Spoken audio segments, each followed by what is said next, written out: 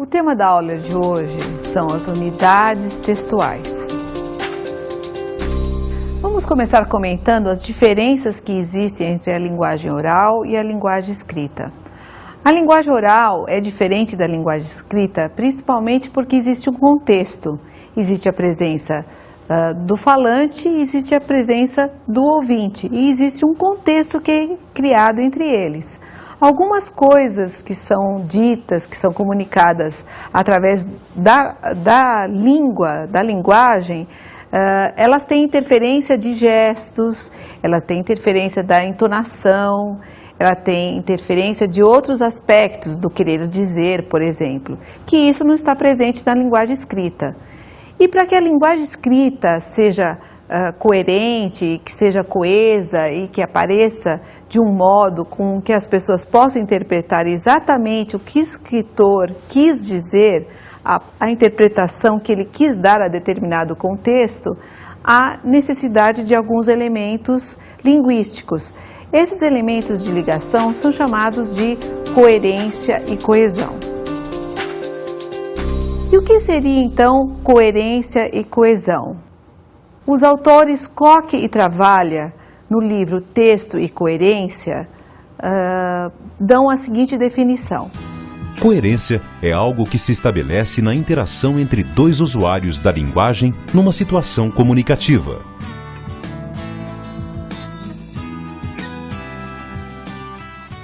Como você pode notar, observar, a coerência é dada no ato comunicativo e na interação entre as pessoas. Vamos ver um exemplo? Eu adoro manga. Eu não gosto muito, ainda mais no calor.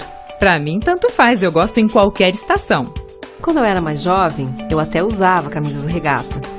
Mas agora eu acho que não fica bem.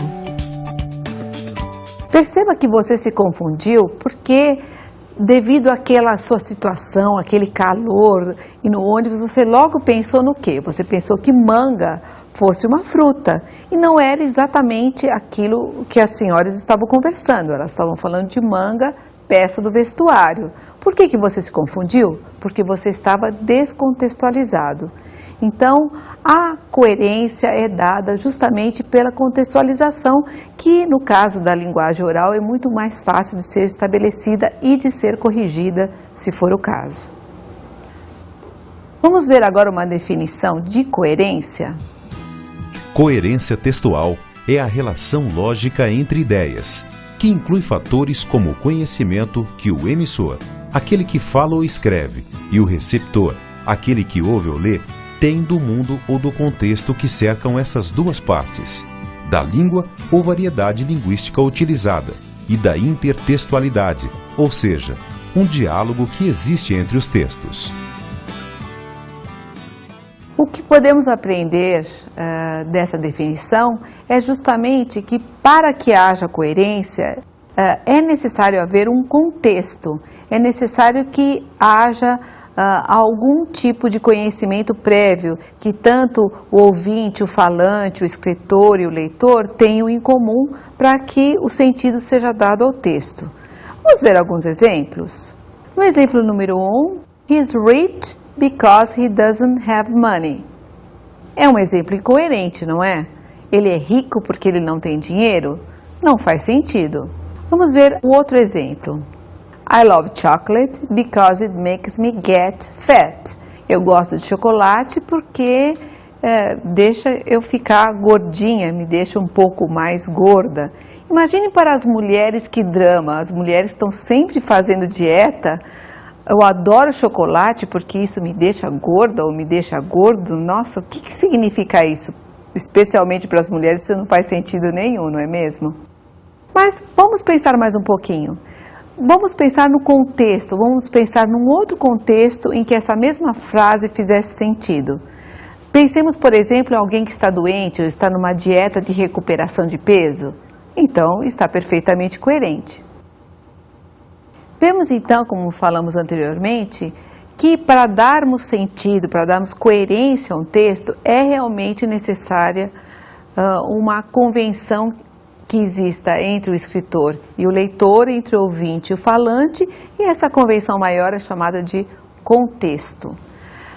Alguns elementos linguísticos tornam os textos especificamente coerentes. A coerência em inglês é dada pela macroestrutura e pela microestrutura textual. Vamos abordar num primeiro momento a macroestrutura do texto. É o modo como determinados textos são organizados. Isso tem muito a ver com o gênero. Dependendo do gênero, o texto é organizado de modo diferente. As partes do texto são diferentes. Vamos ver um exemplo? Imagine uma receita de pão com banana e chocolate. Ai, ficou com água na boca, não é mesmo? Vamos ver agora como essa receita em inglês está organizada. Observe. Heat the oven to 108 centigrade degrees, 350 Fahrenheit degrees. In a large bowl, sift the baking powder and flour. Using another bowl, mix together the butter, sugar, banana, eggs, vanilla extract, and chocolate chips in. Add to the dry ingredients and stir well, but be careful that you don't overmix. Pour the bread batter into a non-stick 19 by 11 centimeters loaf tin and bake in the oven for around 1 hour and 15 minutes. Leave the bread to cool in the tin for around 5 minutes. Then, leave on a wire rack to cool further. Serve with butter. E aí, você acha que você vai conseguir fazer essa receita? Bom, o modo de fazer você já ficou craque, entendeu tudo. Mas está faltando alguma coisa, não tá? Quanto será que de farinha, quanto será que de chocolate, quanto será que de açúcar eu vou precisar? Eu tenho que inferir. Ou você é um chefe e já sabe tudo, ou está faltando alguma coisa, não está? Você deve ter notado que receitas culinárias que são muito comuns no nosso cotidiano, e você deve ter sentido falta do quê? Dos ingredientes. Então, a macroestrutura dessa receita ficou prejudicada, porque está faltando uma parte. Não é um texto completo e, portanto, não é um texto coerente. Vamos ver o texto completo? Agora, quem sabe você tenha já uma opção para fazer uma receita culinária diferente nesse final de semana, não é mesmo? Uma delícia! Chocolate banana bread recipe. Ingredients: 250 grams plain all-purpose flour, 2 teaspoons baking powder, 125 grams 4.5 ounces unsalted butter, softened, 4 ripe bananas mashed,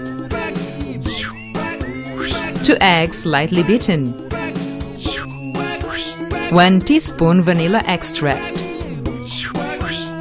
250 grams castor superfine sugar, 175 grams good quality dark or milk chocolate chips. Method: heat the oven to 108 centigrade degrees, 350 Fahrenheit degrees. In a large bowl, sift the baking powder and flour.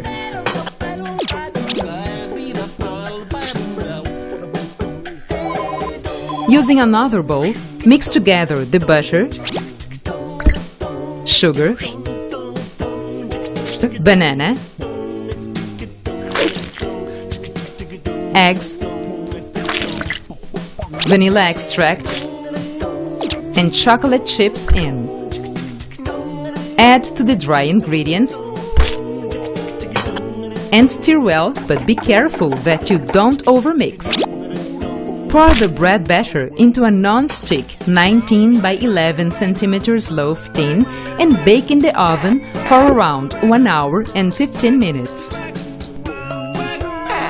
Leave the bread to cool in the tin for around 5 minutes. Then, leave on a wire rack to cool further. Serve with butter. No exemplo anterior, nós vimos que faltou um elemento e esse elemento prejudicou a coerência do texto. Vamos ver um outro exemplo em que a estrutura do texto influencia em sua coerência. Imagine que você está numa estrada à noite e de repente fura o pneu. Você vai verificar, o seu celular está sem bateria, você está numa estrada, é uma estrada deserta, não passa ninguém e que jeito, né? Você vai ter que trocar o pneu sozinho ou sozinha. Mas aí, como que você vai trocar esse pneu? Bom, você tem algumas noções, a gente sempre sabe mais ou menos como é que troca. Mas para não ter dúvidas, você lembra do quê? Você lembra do manual do carro. Muito bem, vamos olhar o manual do carro, as instruções que ele me dá para eu poder trocar esse pneu de modo eficiente. Vamos ver então um trecho desse manual do carro. Simple steps to changing your car tire. Stopping. Make sure you are on firm flat ground. Remove tire. Remove the wheel nuts and after the tire. Jack the car. Jack up the car. Lug nuts. Break loose the wheel nuts. New tire. Put the new wheels on the car and tighten them. Getting started. First, remove the wheel cover. Wheel covers. Replace your wheel cover and you are done. Aí então você começa a perceber que aquela sequência que você está lendo não é coerente, ela não está fazendo sentido. O gênero de instrução é um gênero em que os elementos ocorrem passo a passo e são para te auxiliar a fazer determinada tarefa, não para atrapalhar, né? Então vamos ver como essa sequência ficaria de um modo mais coerente. Passo número 1. Pare. Escolha um lugar plano para parar e pare. Passo número 2. Comece. Retire a calota. Passo número 3. Solte as porcas. Passo número 4. Levante o carro com o macaco. Passo número 5. Remova as porcas. Passo número 6. Coloque o pneu. E passo número 7. Recoloque a calota e pronto. Você entendeu? A macroestrutura do texto ela está ligada à organização lógica do texto. E o que é uma organização lógica? É uma organização que nós esperamos encontrar em determinados textos. Como eu mencionei anteriormente, esse é um texto instrutivo, em que o passo a passo é um elemento importante. Bom, vemos que dois elementos importantes da macroestrutura textual, você faltar algum elemento ou ter algum elemento desorganizado, causa uma certa estranheza e, consequentemente, torna um texto não coerente. Vamos ver agora a microestrutura textual? A microestrutura textual está ligada ao modo com que palavras e frases são unidas, ou seja, a linearidade do texto. Como aquelas palavras são ligadas, qual é a relação que existe entre uma palavra e outra, qual é a relação que existe entre uma sentença e outra. É o que traz fluidez, deixa um texto melhor, mais bem escrito. Vemos então que dois elementos importantes que tornam o texto bem organizado, fácil de ser lido e muito fluido.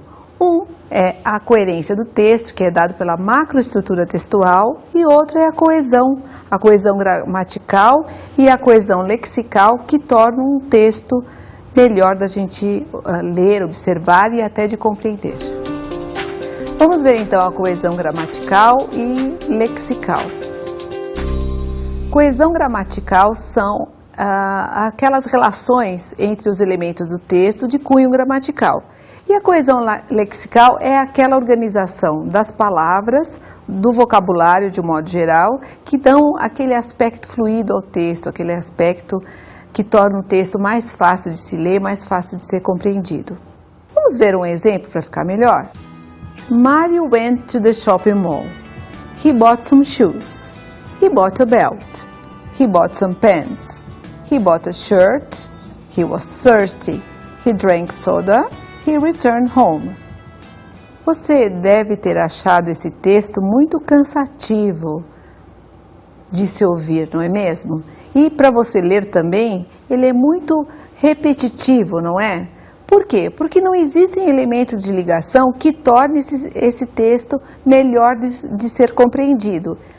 Ele comprou isso e comprou isso. Será que não existiriam algumas palavras que ligassem esses termos, que tornassem esse texto melhor? Mario went to the shopping mall and bought some shoes and a belt. He also bought some pants and a shirt. Then he was thirsty, so he drank soda and returned home. Você percebeu que esse texto ficou melhor de se ouvir, melhor de se ler? Lógico, porque ele não ficou mais um texto repetitivo. Por quê? Porque foram inseridas algumas palavras que fizeram ligações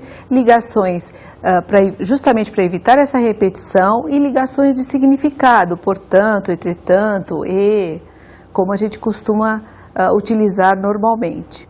Então vemos que esse texto, embora seja um texto coerente, ele não é um texto coeso, o que torna um texto mal escrito.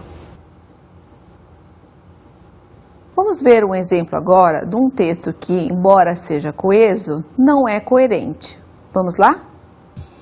A week has 7 days, so I feed my dog every day. My dog is on the rug, which is a word with 3 letters. Coesão ele tem.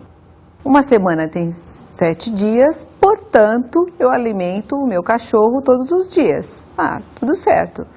Meu cachorro está em cima do tapete, que é uma palavra com 3 letras. A gente não vê muita relação entre uma coisa e outra, embora seja um texto coesivo.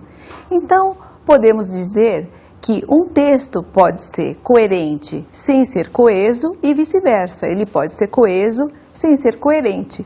Logicamente, com esses dois aspectos, com a coesão e com a coerência, o texto fica bem melhor, não é mesmo? Vamos ver agora separadamente, em detalhes, a coesão gramatical e a coesão lexical. Vamos iniciar pela coesão gramatical. Os principais tipos coesivos são substituição, elipse, referência e conjunção. Substituição e elipse são 2 tipos de coesão gramatical muito comuns no discurso oral, na linguagem oral. Vamos ver nesse exemplo como isso ocorre. Get that one or I'll go. Ok, I will. Bem, você não sabe exatamente o que a pessoa quis dizer. Pegue aquele lá, ou senão eu vou. Pegue aquele o quê? Eu vou para onde? Aí outra pessoa responde, tá certo, eu vou. Eu vou o quê? Eu vou pegar ou eu vou com você? Isso não ficou muito claro. Logicamente, a coerência está no entendimento, na comunicação entre os interlocutores, as pessoas que estão conversando. Essa substituição de palavras, ou esse implícito que fica, é que nós denominamos substituições e elipses. Vamos ver como isso ficaria se a frase tivesse sido dita de uma outra maneira. Get the book from the shelf or I'll go to work and won't give you a ride. Eu vou ao trabalho e não vou te dar carona. Ao que o filho responde, oh, that's right, I'll get the book from the shelf. Ah, tá certo, eu vou pegar o livro da prateleira. Nesses exemplos a gente pode notar que algumas palavras foram utilizadas para substituir ou eventualmente não existe nem até uma substituição.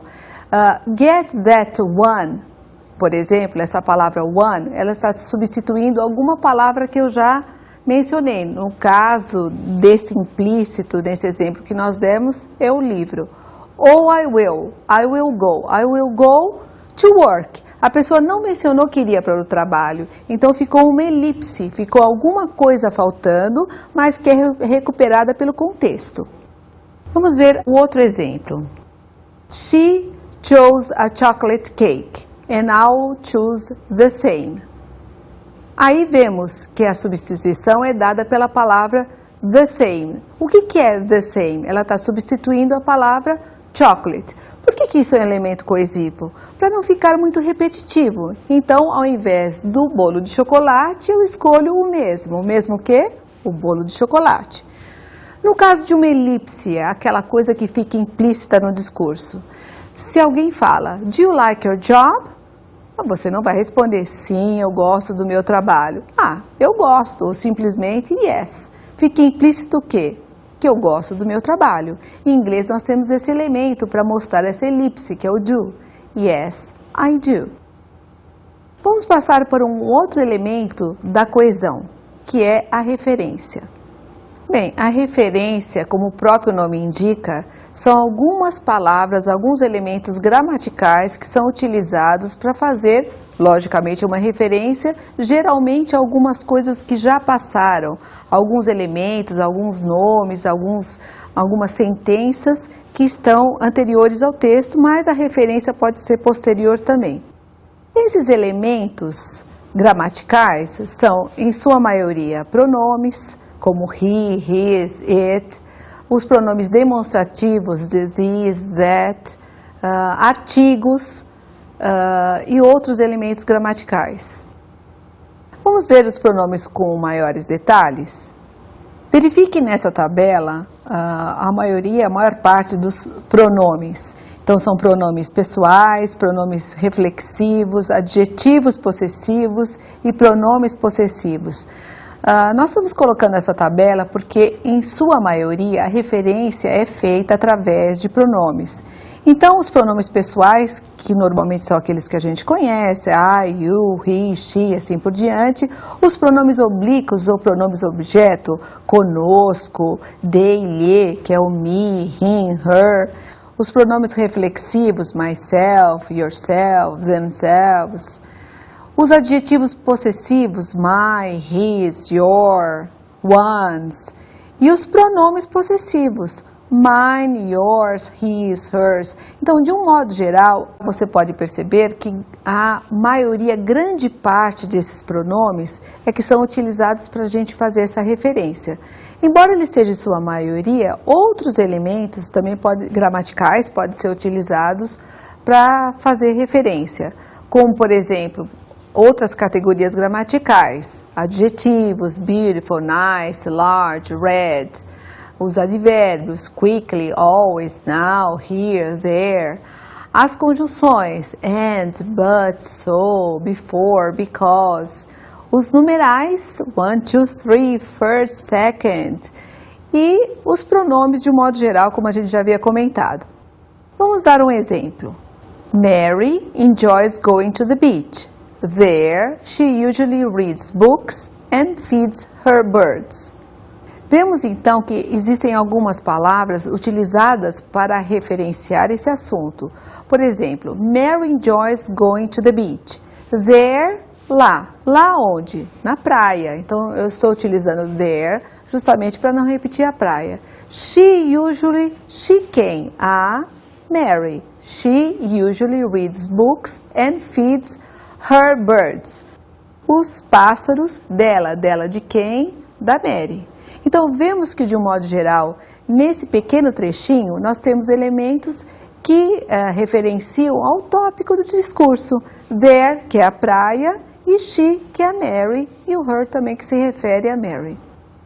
Outra categoria, pronomes demonstrativos, que são muito comuns e muito utilizados em textos. Um outro exemplo. I paint on the weekend. This makes me happy. Vemos então que esse pronome demonstrativo, diferentemente do exemplo anterior, ele não se refere somente a uma palavra, ele se refere a uma completa sentença. Então, nesse caso, o que me torna feliz? É o fato de eu pintar no final de semana.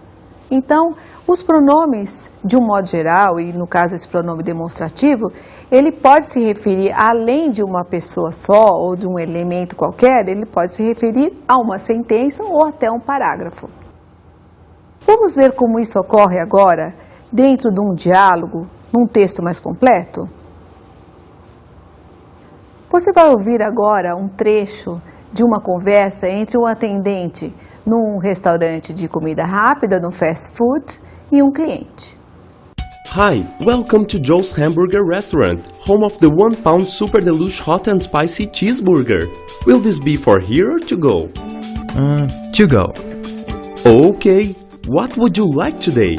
Would you like to try the 1 pound super hot and spicy cheeseburger? I don't think so. I'd probably have heartburn for a week after donning that monster. Well, it's our house special this week, and it comes with fries and a large specialty drink called Everything But the Kitchen Sink. A what? Everything but the kitchen sink? What in the world is that? Well, it's a little mix of everything in a large cup. Pepsi, Sprite, Fanta Orange and lemonade with crushed ice and a scoop of ice cream. Oh, this sounds disgusting. Vamos ver, então, novamente esse texto, nesse diálogo, para ver como é que funciona essas referências com relação a algumas partes específicas do texto. Vemos que esse this destacado se refere a um possível pedido do cliente, então, e essa é uma referência pronominal.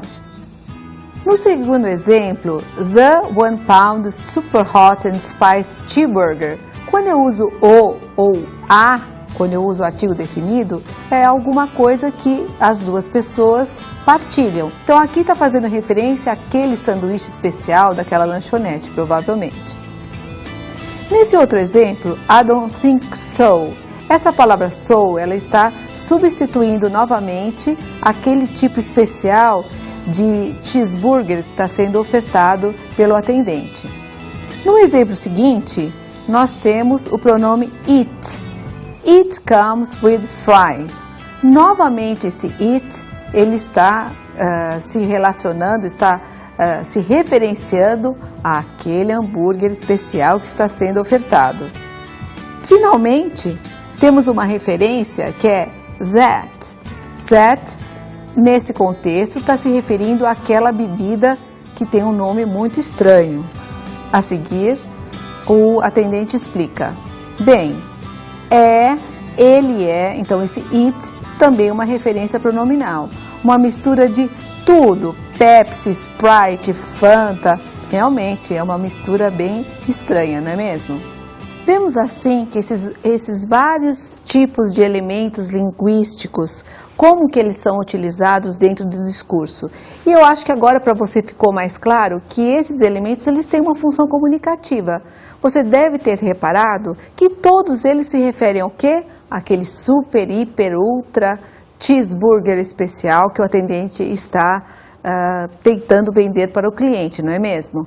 Então, além da função de coesão, além da função de tornar um texto mais fluido, mais fácil de ler, ele tem uma função comunicativa também, de reforçar aqueles elementos principais, aquela mensagem que eu quero passar para uma determinada pessoa. Em seguida, vamos falar de outros elementos importantes que trazem coesão para o texto, que são as conjunções. As conjunções são elementos linguísticos que adicionam uma relação entre as sentenças.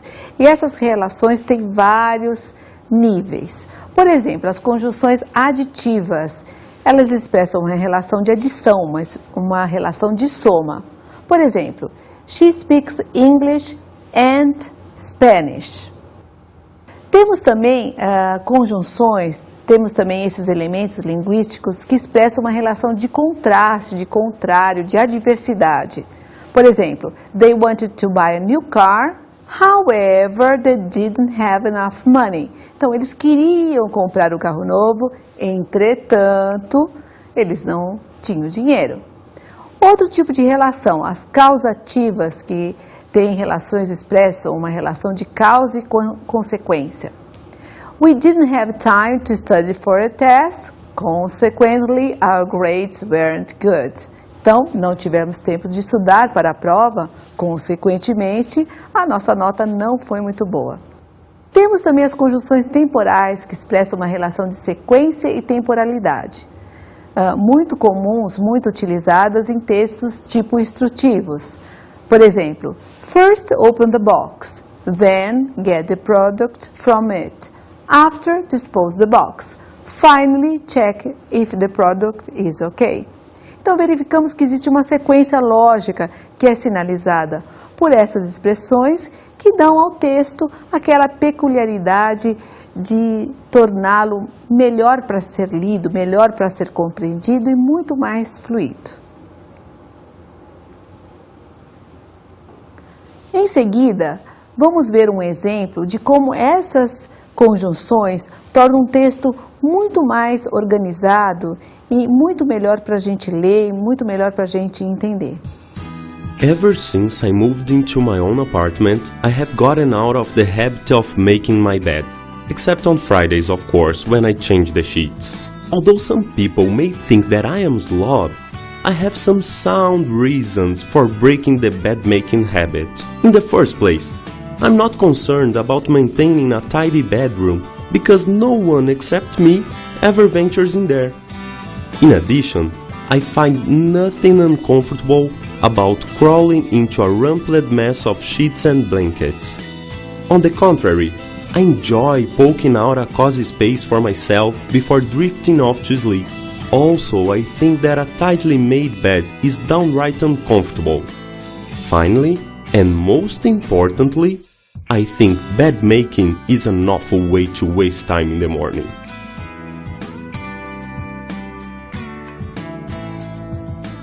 Nesse texto específico, a pessoa está tentando convencer a um terceiro, a nós, os leitores, por que depois que ele mudou, ou ela mudou para esse apartamento, por que a pessoa não arruma mais a cama.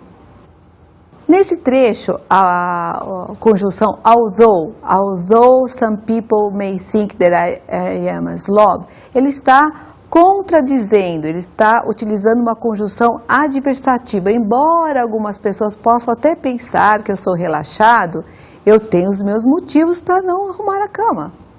No exemplo seguinte, ele começa a listar os motivos pelos quais ele realmente resolveu não arrumar a cama. Em primeiro lugar, in the first place é uma expressão que utiliza uma conjunção de sequência.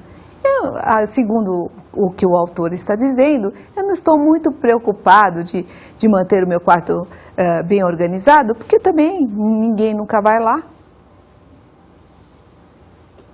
Em seguida, como ele está fazendo uma sequência de ideias, ele está colocando uma sequência de ideias justificando por que ele não quer arrumar a cama, ele usa uma expressão de adição. In addition, então ele diz que, além disso, que ele não acha que seria importante que a cama ficasse lisinha, que ele gosta de ficar naquele meio desorganizado entre lençóis e cobertores. Em seguida, ele justifica por que ele gosta de ficar naquele emaranhado, que é justamente o contrário do que as pessoas pensam, não é mesmo? Aí ele utiliza uma palavra de ligação, on the contrary. Muito pelo contrário, eu gosto porque eu acho que aquela baguncinha organizada que eu tenho ali em cima da cama torna um lugar muito confortável, muito agradável. Gosto não se discute, não é mesmo? Continuando, ele diz, also, também, além disso, com essa ideia, eu acho que uma cama que é muito lisinha, muito bonitinha, ela é até desconfortável. Finalmente, então, com essa palavra finally, ele conclui o texto, ele diz que o mais importante de tudo, ele acha que fazer a cama é uma bela de uma perda de tempo. Opinião do autor, não é? Vamos ver agora a coesão lexical. É um modo de você unir as palavras, principalmente através do quê? Através da repetição, reiteração e repetição. Vamos ver um exemplo como isso funciona? When a person goes on a diet that promotes fast weight loss, there is usually a reduction in the amount of bodily muscle. As the muscle is lost, the amount of energy required by that person is also reduced. If a dieter continues to eat less, he or she will lose more muscle and need even less food. Verifique então nesse exemplo como a palavra músculo é repetida. Por quê? Porque ela é o tema central desse discurso, a função comunicativa do texto está centrada nessa ideia de como o músculo é importante na questão das dietas. Outros exemplos podem ser dados nessa mesma linha da coesão lexical, na parte da repetição, que são sinônimos, hipônimos e hiperônimos. Sinônimos, por exemplo, nós temos a palavra beautiful. O sinônimo de beautiful poderia ser good looking, gorgeous, attractive. Hiperônimos. Hiperônimos são aquele grande organizador e abaixo dele temos outras palavras. Por exemplo, car, ele é um hiperônimo de Volkswagen, Ford, outros tipos de carro. Ao contrário, o hipônimo é o sentido contrário. Então, Volkswagen, Ford, um tipo específico de carro, é hipônimo de car. Outro tipo de coesão lexical é a colocação. Colocação são várias palavras que são colocadas com um sentido mais ou menos semelhante dentro do mesmo contexto, justamente para reforçar aquela função comunicativa ou destacar os elementos de comunicação mais importantes num determinado texto. Para ficar mais claro, vamos ver um exemplo. What is the story of the Oscars? In the 1920s, actors and writers in America thought movie films were toys for children. Plays and the theaters in New York were important and artistic. Movies were not serious and artistic. In Hollywood, actors, directors, and writers started the Academy of Motion Picture Arts and Sciences. In 1929, the Academy started giving awards for good work. The award was a statue of a man holding a sword. The man stands on a reel of film. The statue is 12 inches high and it's covered with gold. In 1929, the first awards were given to the German actor Emil Jannings, the actress Janet Gaynor, the Warner Brothers studio for the first sound film, The Jazz Singer, and Charlie Chaplin for his film The Circus. Vamos ver um exemplo de como a colocação está situada nesse trecho que fala sobre a história dos Oscars. Vemos que o foco desse texto, o tópico principal, é o Oscar. Que tipo de palavras poderiam ocorrer num texto sobre o Oscar? São justamente essas palavras que você está vendo em destaque, que são o Oscar em si, atores e escritores, actors and writers, movie film, que seriam os filmes, plays and the theaters, que são palavras relacionadas, que são peças e teatros, artistic, que tem que ver, é um adjetivo que tem que ver com o tópico, movies, palavra que está sendo repetida, artistic. Novamente nós vemos actors, directors, writers, que também é uma repetição, Academy of Motion Picture Arts and Science, que é o local onde você apresenta o Oscar, Academy, que também é repetido, Awards, que também é uma palavra que se repete, que se refere ao prêmio, a estátua, né, statue, o filme, novamente a estátua é repetida, e nomes de vários atores, Emil Jannings, Jane Gaynor, nomes de estúdios, Warner Brothers, nome de filmes, The Jazz Singer, nomes de atores, Charlie Chaplin.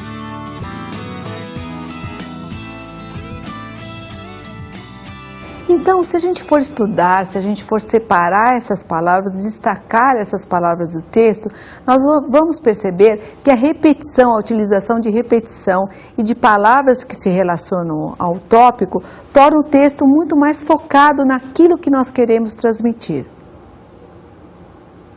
Vemos assim que a utilização de todos esses recursos de coerência, que todos esses recursos de coesão, são elementos importantes para que você produza ou para que o autor que está escrevendo um texto faça algo, faça um meio de comunicação muito mais fluido, muito melhor da gente ler e para que você, se você for produzir um texto, ele fique muito mais fácil de ser compreendido. Vamos agora às nossas dicas de estudo?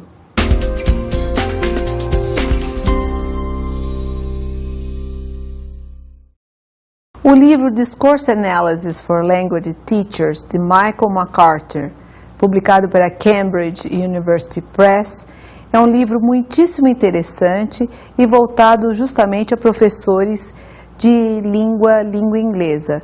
É um livro que aborda a análise do discurso, que além daqueles elementos de coerência e coesão que nós trabalhamos aqui, tem muitos outros detalhes como linguagem oral, linguagem escrita e aspectos muito interessantes que um futuro professor ou um professor já atuando vai com certeza aproveitar.